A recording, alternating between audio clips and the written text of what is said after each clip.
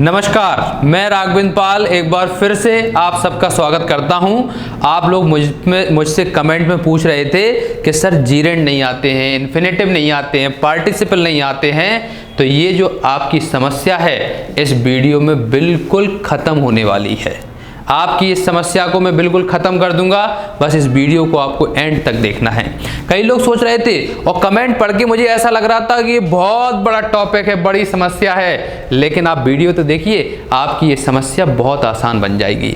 आज मैं part number first लेकर आया हूँ, इसी का पार्ट सेकंड आएगा, और अगर पार्ट सेकंड में भी मैं अच्छे से नहीं पढ़ा पाया तो पार्ट थर्ड भी लेकर आऊँगा, यानी कि आपको पढ़ाऊंगा बहुत अच्छे से। चलिए शुरुआत करते हैं पार्ट फर्स्ट की। उससे पहले एक छोटी सी इन्फॉर्मेशन सुन लो जो आपकी बहुत काम की है। मैंने एक बहुत अच्छा ऐप तैयार करवाया है, मेरी एक वेबसाइट भी है। एक अच्छा ऐप आपकी बहुत मदद कर सकता है। आपके मोबाइल में वो ऐप रहेगा, टेस्ट सीरीज उसमें रहेंगी। अभी टेस्ट सीरीज नहीं डाली है लेकिन डल जाएंगी, है ना। उसमें आपके फ्री स्टडी मटेरियल रहेगा, पेड भी रहेगा।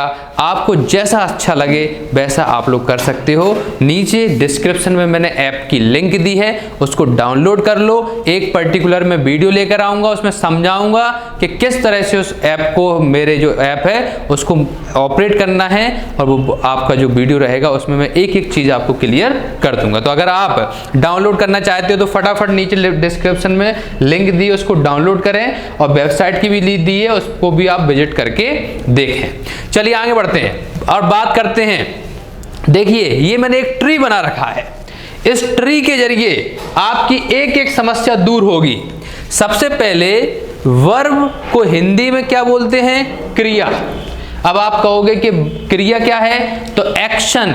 जब हम कोई काम करते हैं, कोई एक्शन करते हैं, उसको वर्ब बोलते हैं। लेना, देना, खाना, सोचना, समझना, बताना, ये सब क्रियाएं तो हैं। इसमें हम क्रिया कर रहे हैं, कोई काम कर रहे हैं। पढ़ाना, मैं पढ़ रहा हूं, मैं पढ़ा रहा हूं, आप पढ़ रहे हो। तो पढ़ाना यानी कि टीच, पढ़ना यानी कि रीड, इन सबको वर्ब बोलते हैं, क्रियाएं बोलते हैं। लेकिन ये क्रियाएं कैसे यूज होती हैं इंग्लिश में, ये हमें समझना है। तो अगर हम बात करें तो वर्ब दो प्रकार की होती हैं। बहुत अच्छे तरीके से मैंने एक ट्री बना के आप लोगों को समझाया है, इसको ध्यान से समझें। वर्ब दो प्रकार की होती हैं। एक फाइनाइट वर्ब, ये वाली, ये फाइनाइट वर्ब होती है। तो दूसरी नॉन फाइनाइट वर्ब, ये होती है नॉन फाइनाइट वर्ब। अब आप कहोगे कि फाइनाइट वर्ब सर क्या होती है और नॉन फाइनाइट क्या होती है? तो सुन लो ध्यान से। जब कभी भी सिंगल वर्ब का यूज किया जाए, कोई सेंटेंस आया उसमें सिंगल वर्ब आ रही है, तो उसको फाइनाइट वर्ब बोलते हैं। और किसी सेंटेंस में डबल वर्ब आ रही है तो उसको नॉन फाइनाइट वर्ब बोलते हैं। जैसे मैंने बोला आई प्ले क्रिकेट, इस सेंटेंस में प्ले अकेला आया है, तो प्ले एक वर्ब है, अकेली आई है, तो कौन सा है भैया? फाइनाइट वर्ब है। वहीं पे अगर मैं बोलूं आई गो टू प्ले, इसमें गो भी आया है और प्ले भी आया, दोनों वर्ब हैं, दो आए हैं, इसलिए नॉन फाइनाइट वर्ब के अंतर्गत वो चली जाएगी। तो हमें क्लियर हो चुका है कि जब हम सिंगल वर्ब की बात करेंगे तो फाइनाइट वर्ब, वहीं पर जब हम डबल वर्ब की बात करेंगे तो नॉन फाइनाइट वर्ब उसको बोलते हैं। आगे बढ़ते हैं। ये फाइनाइट वर्ब कितने प्रकार की हो सकती हैं?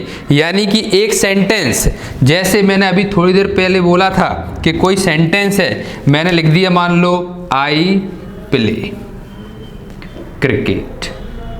ये जो सेंटेंस है इसमें एक वर्ब आई है, इसीलिए ये फाइनाइट वर्ब है। लेकिन एक वर्ब वाले सेंटेंस भी दो प्रकार के होते हैं, ट्रांजिटिव वर्ब और इनट्रांजिटिव वर्ब। ये किसी काम के आपके नहीं है, लेकिन समझ लो कि जिसमें ऑब्जेक्ट होता है वो हमारा, ये ट्रांजिटिव और जो इनट्रांजिटिव है वो ऑब्जेक्ट और बिना ऑब्जेक्ट वाले हैं।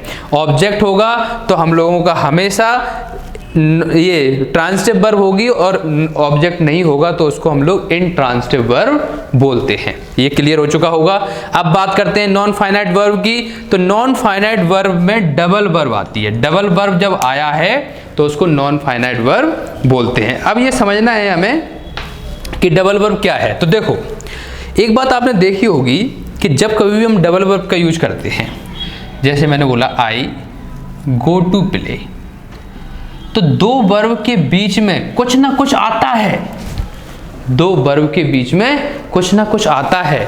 तो देखो दो वर्ब आ गई तो नॉन फाइनाइट वर्ब हो गई, डबल वर्ब। लेकिन नॉन फाइनाइट वर्ब के भी तो कुछ हिस्से हैं, वो हिस्से क्या हैं? तो नॉन फाइनाइट वर्ब के अंदर जीरेंड आता है, इन्फिनेटिव आता है और पार्टिसिपल आता है। ध्यान से समझ लो अच्छी तरीके से कि इसके अंदर जीरेंड, इन्फिनेटिव और पार्टिसिपल।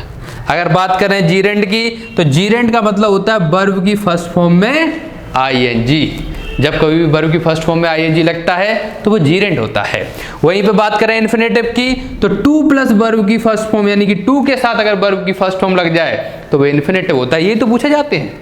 मैं आपको बता दूं, अगर आप 12th इंग्लिश मीडियम में हो तो सबसे मेन हिस्सा आपका ये वाला है, इस पूरे पेड़ का मेन हिस्सा आपका ये वाला है, आपको इस पे ध्यान देना है।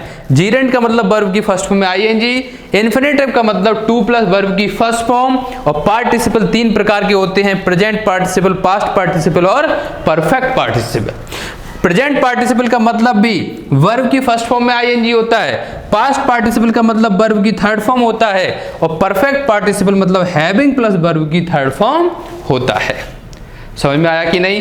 अब क्वेश्चन ये उठता है कि जीरेंड कैसे बनाएंगे, इन्फिनेटिव कैसे बनाएंगे, present participle, past participle, perfect participle कैसे बनाएंगे? तो इसके लिए आपको पार्ट सेकंड का इंतजार करना पड़ेगा। मैंने आज आपको इसके पूरे बेसिक के बारे में बताया है कि वर्ब क्या होता है, वर्ब कितने प्रकार की होती हैं, कौन से वर्ब के अंदर कितना आता है, और नॉन फाइनाइट वर्ब के अंदर क्या क्या आता है। अब आपको पार्ट सेकंड का इंतजार करना पड़ेगा। मिलता हूं पार्ट सेकंड में जीरेंड, इन्फिनेटिव और प्रेजेंट पार्टिसिपल, पास्ट पार्टिसिपल और परफेक्ट पार्टिसिपल के साथ। तब तक के लिए धन्यवाद। मैं राघवेंद्र पाल आपसे विदा लेता हूं। Thank you very much. Thanks a lot.